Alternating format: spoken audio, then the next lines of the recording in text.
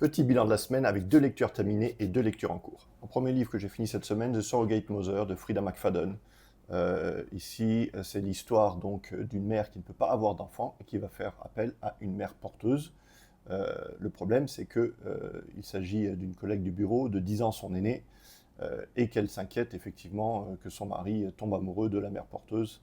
Et bien entendu, comme toute l'histoire de Frida, les personnages principaux ont des secrets cachés, rebondissements, etc., etc. Bon, maintenant, vous avez l'habitude.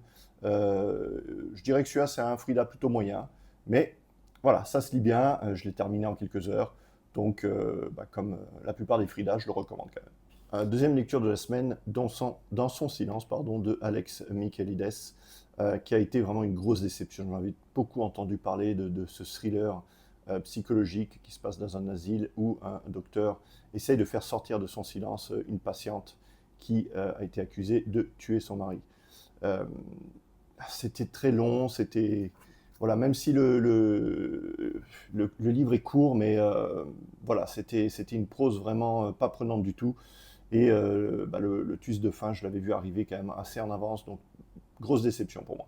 Au niveau des lectures en cours, là je suis en train de me faire tous les soirs quelques histoires et poèmes d'Edgar Allan Poe. Parfait, parfait en automne avec cette saison d'Halloween.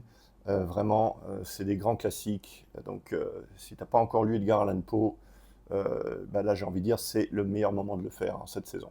Deuxième lecture du moment, La Rage des Dragons de Evan Winter, qui vient de sortir en France il y a une semaine, je crois, aux éditions Rivage.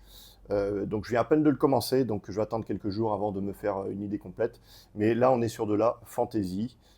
Donc si vous aimez les dragons, magie, démons, je pense que La Rage des Dragons, c'est fait pour vous.